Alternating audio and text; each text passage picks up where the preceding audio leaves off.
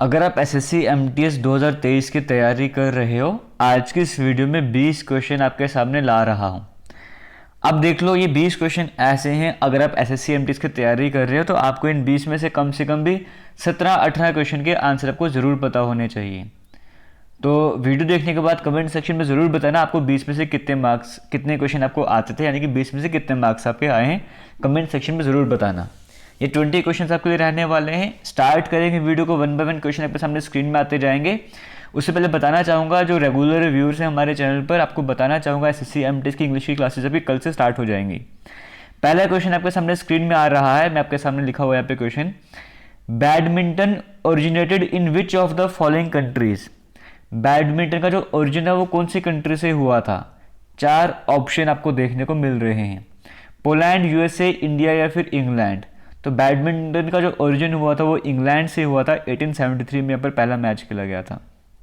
तो इस तरीके से इंग्लैंड यहाँ पर करेक्ट आंसर हो जाएगा, क्योंकि देखो एसएससी एमटीएस का पेपर है, जनरल अवेयरनेस का पेपर है। जितने क्वेश्चन आएंगे उसमें से आपने जनरली देखोगे एसएससी के एग्जाम में होता क्या है, अगर एग्जाम्पल के तौर पर 20 क्वेश्चन आते हैं किसी पेपर में, तो 20 में से 15 क्वेश्चन तो ऐसे होंगे जो अलग ही लेवल के होंगे।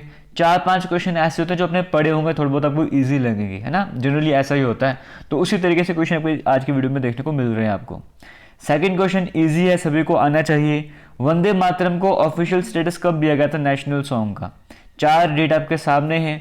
तो 24 जनवरी 1950 को वंदे मातरम को ऑफिशियल स्टेटस दिया गया था, और उस टाइम पे प्रेसिडेंट कौन थे? Doctor Rajendra Prasad. Option number A correct answer हो जाएगा। 2 क्वेश्चन कवर हो गए। चलते हैं तीसरे क्वेश्चन की बात करते हैं। ये मैच द फॉलोइंग कैटेगरी के क्वेश्चन आपको देखने को मिल रहा है। स्क्रीन को थोड़ा सा छोटा मैं करूंगा यहाँ पर। आपको बताना है कौन सा करेक्ट मैच कर रहा है यहाँ पे। जैसे 24 अक्टूबर को ह्यूमन राइट्स डे है, तो ए जैसे आपको ABCD कोडिंग दी गई है। अगर आपको लगता है ऑप्शन नंबर ए सही है, तो इसका मतलब क्या है? 24 अक्टूबर को 4 number international day of peace होना चाहिए। 10 दिसंबर को बी का आंसर बना है, ह्यूमन राइट्स डे होना चाहिए। इस तरीके से है। तो हम देख लेते हैं करेक्ट आंसर क्या बनता है।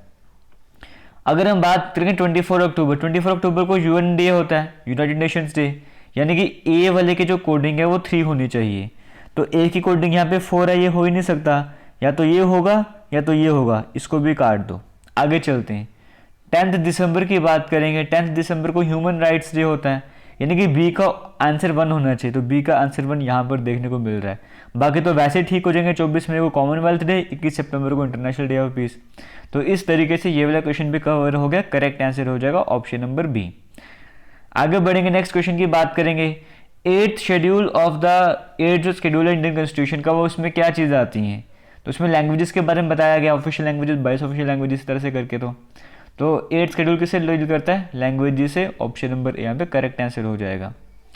आगे चलेंगे। अभी तक हमने कितने क्वेश्चन डिस्कस कर लिए यहाँ पर? पहला क्वेश्चन ये था, 2, 3 हो गए, 4 हो गए। अब हम 5वें क्वेश्चन की बात करेंगे। 5वां क्वेश्चन आपके सामने स्क्रीन में चल रहा है।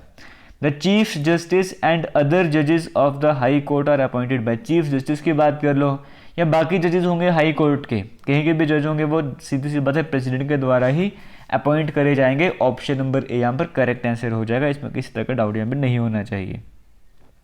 चलते हैं आज के 6th क्वेश्चन की बात करेंगे। द वर्किंग ऑफ रॉकेट की वर्किंग किस प्रिंसिपल पर बेस्ड आपसे वो पूछा गया है?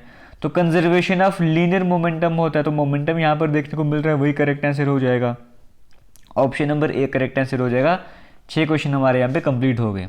चलते 7th क्वेश्चन की बात करते हैं। द डेंसिटी ऑफ लिक्विड, किसी लिक्विड की डेंसिटी की बात करें जब हीट करते हैं तो क्या होता है?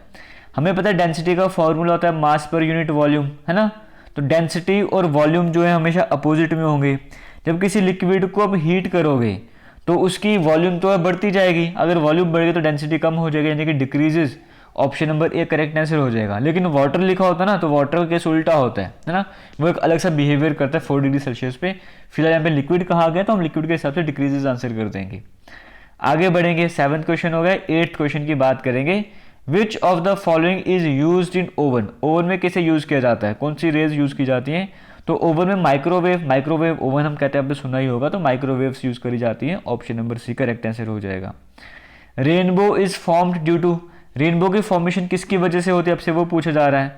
देखो रेनबो की फॉर्मेशन रिफ्रैक्शन भी आ जाएगा, डिस्पर्शन भी आ जाएगा। तो इन ऑप्शन के हिसाब से ऑप्शन नंबर ए यहाँ पे करेक्ट आंसर हो जाएगा। 9 क्वेश्चंस कंप्लीट। चलते हैं 10th क्वेश्चन की बात करेंगे। A transformer works on the principle of, transformer कौन से प्रिंसिपल पे काम करता है, आपसे वो पूछा गया। तो फैराडेज लॉ पढ़ते जब ट्रांसफार्मर के बारे में पढ़ते तो हम बोलते हैं Faraday's law of mutual induction, यानी कि ऑप्शन नंबर बी यहाँ पे करेक्ट आंसर हो जाएगा। तो इसी के साथ 10 क्वेश्चन हमारे कंप्लीट हो जाते हैं। बाकी आप में से जो भी एसएससी एमटीएस की तैयारी कर रहा है तो एसएससी एमटीएस की टेस्ट सीरीज बनाई गई है, डिस्क्रिप्शन बॉक्स में कमेंट सेक्शन में लिंक मिलेगा, वहाँ पर जाकर आप उस एमटीएस की टेस्ट सीरीज को ज्वाइन कर सकते हो। वहाँ पर कई तरह के क्विज आपको मिल जाएंगे, सब्जेक्टिव टेस्ट मिलेंगे, फुल लेंथ मॉक टेस्ट मिलेंगे, आप जाके ज्वाइन कर सकते हो। प्राइस सिर्फ 99 रुपीज़ है, अभी डिस्काउंट चल रहा है। The material used in the fabrication of A transistor is, वो मटेरियल जो ट्रांजिस्टर के लिए यूज़ कर जाता है, ऑब्वियसली बात है सेमीकंडक्टर यूज़ करे जाते हैं। तो इनमें से सेमीकंडक्टर कौन सा, सिलिकॉन, तो ऑप्शन नंबर सी यहाँ पे करेक्ट आंसर हो जाएगा। चलते हैं नेक्स्ट क्वेश्चन की बात करेंगे। The gas that is used in the manufacturing of वनस्पति घी, वो गैस जो वनस्पति घी की मैन्युफैक्चरिंग के लिए यूज़ करी जाती है वो कौन सी हो जाएगी इन चारों में से। देखो होती है हाइड्रोजन गैस, क्योंकि हमें चाहिए होता है कि वो थोड़ा और सॉलिड बन जाए, है ना, और भी कुछ प्रॉपर्टीज चाहिए होती है, उसकी वजह से हाइड्रोजन वहाँ पे ऐड करा जाता है। ऑप्शन नंबर सी यहाँ पे करेक्ट आंसर हो जाएगा। तो 12 क्वेश्चन कंप्लीट हो गए, बढ़ेगा कि 13th क्वेश्चन की तरफ। The noble gas used in radiotherapy, radiotherapy में कौन सी नोबल गैस यूज़ करी जाती है। रेडियोथेरेपी जिससे मतलब रेडिएशन थेरेपी कहते हैं ना, रेडिएशन थेरेपी को ही शॉर्ट में रेडियोथेरेपी कहा जाता है। तो रेडियोथेरेपी में कौन सी गैस यूज़ करी जाती है, आपसे वो पूछा जा रहा है। तो रेडॉन गैस को यूज़ करा जाता है, आरएडी से रेडियो, आरएडी से रेडॉन गैस। तो ऑप्शन नंबर सी यहाँ पे करेक्ट आंसर हो जाएगा। चलते हैं 14th क्वेश्चन की बात करते हैं। Candle is a mixture of, candle किसका मिक्सचर आपसे वो पूछा गया है, 4 ऑप्शन आपको दिए गए हैं। तो जो करेक्ट आंसर है वो पैराफिन, बी वैक्स होता है, wax लिवो, stearic acid, option number A correct answer हो जाएगा। बढ़ते हैं जी 15th क्वेश्चन की बात करते हैं। मिल्क शुगर का एक और नाम होता है, वो क्या है। तो मिल्क शुगर को लैक्टोज भी कहते हैं, option number A correct answer हो जाएगा। 15 क्वेश्चन हमारे कंप्लीट हो गए। आपके लिए स्पेशल टेलीग्राम ग्रुप भी बनाया गया, वो भी जाकर ज्वाइन कर लेना, एसएससी पेरेंट्स के लिए। वो the polymer used in making plastic crockery is, वो पॉलीमर से प्लास्टिक क्रॉकरी बनाई जाती है वो कौन सा है, melamine, option number D correct answer हो जाएगा। Most common used bleaching agent कौन सा है इन चारों ऑप्शंस में से, तो वो क्लोरीन हो जाएगा, option number B correct answer हो जाएगा। जरूर बताना आपके 20 में से कितने क्वेश्चन सही हो, आपको कंपटीशन लेवल भी पता लग जाएगा, चीटिंग मत करिए, सच बताइएगा। Which of the following can be use to absorb neutrons to control the chain reaction during nuclear fission. चलो इसका आंसर आप मुझे कमेंट सेक्शन में बता दो। डाउट्स दूर करने के लिए 2 ऑप्शन में यहाँ से हटा देता हूँ, 1 और 2 ऑप्शन हटा दिए। एक कैडमियम भी होता है, कैडमियम यहाँ पर है नहीं, अब इन दोनों में से करेक्ट आंसर बताओ क्या हो जाएगा। नेक्स्ट क्वेश्चन की बात करेंगे।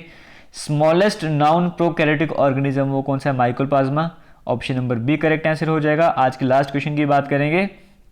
Which one of the following is called a digestive bag, cell में डाइजेस्टिव बैग किसे कहा जाता है, बड़ा कॉमन सा क्वेश्चन है, लाइसोसोम को कहा जाता है, ऑप्शन नंबर डी यहाँ पे करेक्ट आंसर हो जाएगा। तभी इस क्वेश्चन में कई सारे क्वेश्चन इजी भी थे, तभी कहा कि कम से कम 18 क्वेश्चन, 17-18 क्वेश्चन आपको 20 में से आने ही चाहिए अगर आप एसएससी एमटीएस की तैयारी कर रहे हो। बाकी अगर डाउट रहता है तो इसी चैनल पर कई तरह की प्लेलिस्ट बनी है, सबसे इंपॉर्टेंट प्लेलिस्ट है एसएससी या फिर टीसीएस बेस्ड क्वेश्चंस वाली। वहाँ पर सिर्फ वो क्वेश्चन तो जो हर एक एसएससी एग्जाम को ऐड किया जाता है, टीसीएस के जो एग्जाम पर करवाए जाते हैं वो वाले क्वेश्चंस लिए जाते हैं, वो उस प्लेलिस्ट में पढ़ाए जाते हैं, तो वो वीडियो के लिए बड़ी इंपॉर्टेंट रह जाती है। अगर उस वीडियो को छोड़ दिया जाए तो एसएससी रीजनिंग की प्लेलिस्ट बनी है, रीजनिंग तकरीबन 95% कंप्लीट हो गया। अब रीजनिंग की वीडियोज़ वहाँ पर जाके देख सकते हो। एसएससी जीके के नाम से प्लेलिस्ट बनी है, एसएससी जीडी एमटीएस जीके के नाम से है, उस प्लेलिस्ट में आपको कई तरह की इंपॉर्टेंट वीडियोस देखने को मिलेंगे। हिस्ट्री की प्लेलिस्ट है, पॉलिटी की प्लेलिस्ट है, एमसीक्यू मैराथन की प्लेलिस्ट है, जहाँ पे डिफरेंट टॉपिक्स पर मैराथन क्लासेस हैं एमसीक्यू की, वो जाके आप देख सकते हो, सब आपके काम आने वाला है। तो फिलहाल करेंगे आज के इस वीडियो का, मिलेंगे नई वीडियो में, तब तक के लिए थैंक यू एंड जय हिंद।